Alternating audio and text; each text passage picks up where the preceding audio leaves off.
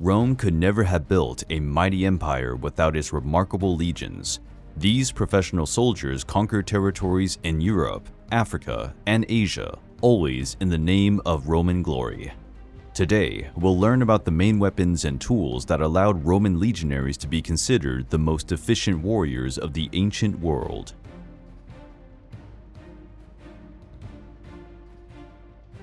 The pilum was one of the main weapons used by the Roman legionaries.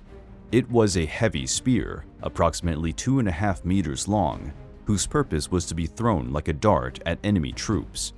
When the pilum was thrown at the same time by an entire unit, it produced a devastating downpour of missiles that destroyed the enemy's morale. The intended result was to eliminate or severely wound the opponent.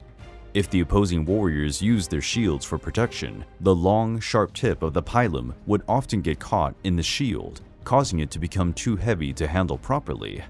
Depending on the situation, the pilum was also used in hand-to-hand combat. It could be deployed as an extremely effective short spear that pierced leather armor or chainmail.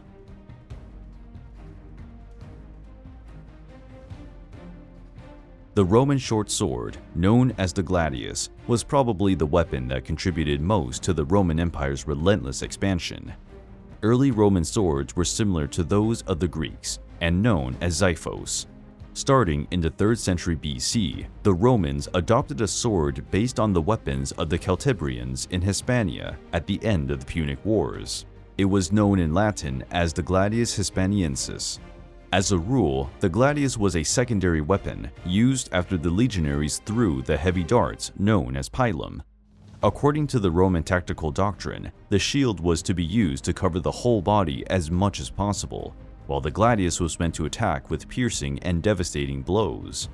With these tactics, the Romans defeated different enemy infantry, including the dreaded Greek hoplites.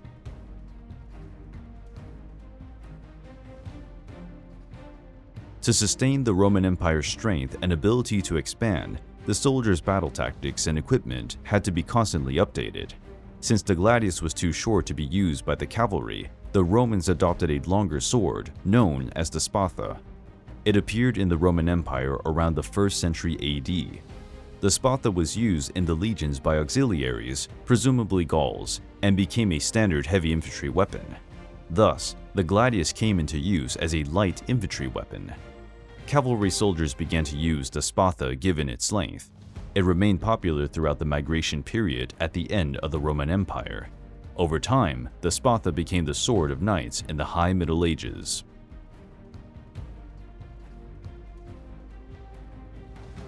The PUGIO was a dagger used by Roman soldiers as a sidearm. It is likely that the PUGIO was designed as an auxiliary weapon, but its exact purpose for soldiers remains unknown. The Roman PUGIO was a double-bladed dagger, whose blade was leaf-shaped and longer than 20 centimeters. The Romans started using the PUGIO after the Celtibrian Wars, which took place in the Iberian Peninsula in the 3rd and 2nd centuries BC.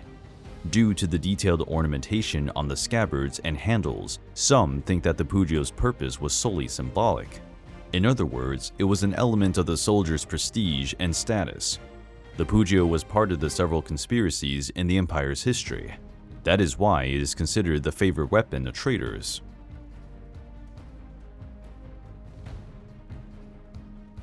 As the centuries passed, the Roman army adapted to new enemies and ways of fighting. The heavy pilum was replaced by a long spear, and, as a throwing weapon, Roman soldiers adopted a new PLUMBATA. By 300 AD, the PLUMBATA was massively adopted by the late Roman armies and then by the Eastern Roman armies. The PLUMBATA was affectionately nicknamed by the legionaries as Little Barbs of Mars, in reference to the Roman god of war. The PLUMBATA was composed of an iron tip, a lead weight, and a feathered wooden shaft.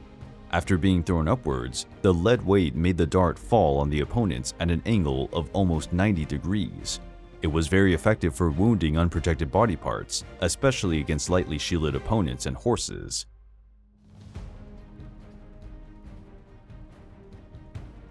The SCORPIO was a twisting siege machine, used as a piece of field artillery by the Roman army.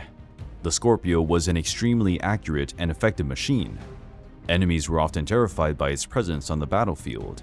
The projectiles fired by the Scorpio flew at a distance of up to 500 meters. Some smaller projectiles, with ranges up to 200 meters, were used to destroy enemy formations at closer distances. As a rule, a legion had 60 Scorpiones. The Scorpiones were usually placed on a hill, under the protection of a legion. The bulk and speed of the projectiles allowed them to penetrate the shields and neutralize the enemy. The complexity of the construction, and in particular the torsion springs, made the Scorpio very sensitive to any variation in temperature or humidity, which limited its use.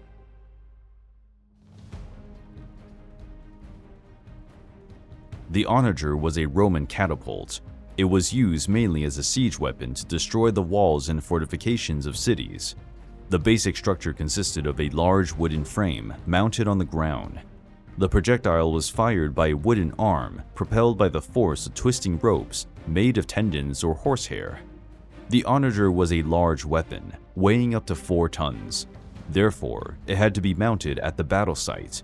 It could cause massive devastation by destroying enemy fortifications and setting cities on fire. It could also be used to bombard enemy troops using smaller stones. The Romans began using the ONAGER in the 3rd and 2nd century BC, mainly against the Greek city of Syracuse, and also during the Roman siege of Carthage in 146 BC.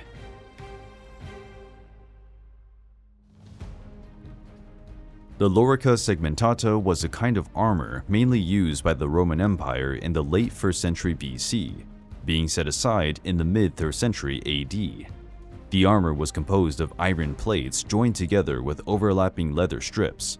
These leather strips ensured the strength and flexibility of the LORICA segmentata, allowing the Roman soldier to move freely.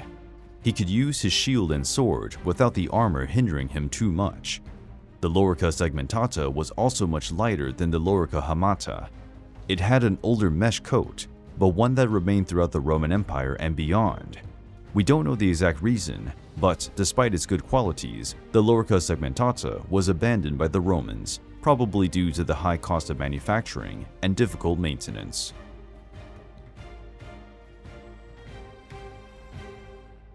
The scutum was among the main items in a Roman legionnaire's arsenal. It was widely used between the 5th century BC and at the end of the 3rd century AD, when rectangular shields disappeared and became oval around. The scutum was originally oval, but was modified to become a rectangular shield. The scutum had 3 wooden layers, properly fitted together to ensure the shield's convexity. The boards were connected externally by glue, and then additionally covered with a layer of canvas and calfskin. The ends of the shield were metallic, protecting it from blows.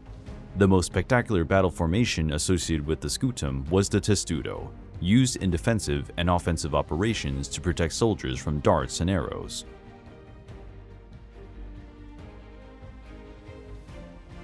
To conquer new lands on behalf of the Roman Empire, Roman legionaries marched between territories. At the end of a day's march, it was necessary to build a secure camp. To do this, each soldier had a survival kit. The luggage included spare clothing, food rations, a pot, a short shovel, a hand mill for grinding corn, and 2 wooden stakes to help build a protective fence. To make the legions as flexible as possible, soldiers were required to carry bags with cooking utensils and personal hygiene items, as well as string and bandages. It is estimated that a Roman legionary could carry about 50 kilos, divided between personal luggage, weapons, and armor. He could march 30 kilometers a day, carrying all this additional weight.